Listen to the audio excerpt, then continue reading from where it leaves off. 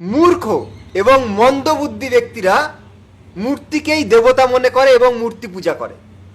এ কথা কোনো আম পাবলিক বলেনি, এ কথা বলেছেন আচার্য চাণক্যজি, যিনি সনাতন ধর্মের একজন অনেক বড় মহাপুরুষ। হিন্দুরা তাদের মহাপুরুষদের কথা মানবে না, তাদের মনে যা আসবে তাই করবে। এরা মূর্তি পূজা করবে, মূর্তি পূজা করে মদ খাবে, হ্যাঁ, তারপরে নাচানাচি করবে, সব করতে রাজি আছে, কিন্তু মহাপুরুষদের কথা মানতে রাজি নেই।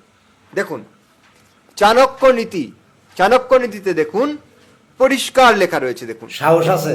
4th অধ্যায়ে 21 নম্বর শ্লোকে দেখুন লেখা রয়েছে, প্রতিমা স্বল্প বুদ্ধি নাং সর্বত্র সমাদর্শিনঃ।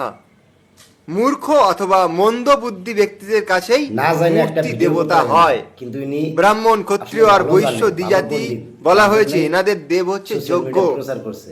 মানে যজ্ঞ ভিডিওটা করার কিভাবে কথা লাইভ বলা শেয়ার হয়েছে। করে দিন, আর ইনার মূর্খ কিন্তু এবং একটা মন্দ সাহস বুদ্ধি আছে। যারা, তারা হচ্ছে মূর্তি হিন্দু পূজা ধর্ম করে। নিয়ে ভিডিও বানাইছে, দেখছেন? ধন্যবাদ ইনাকে।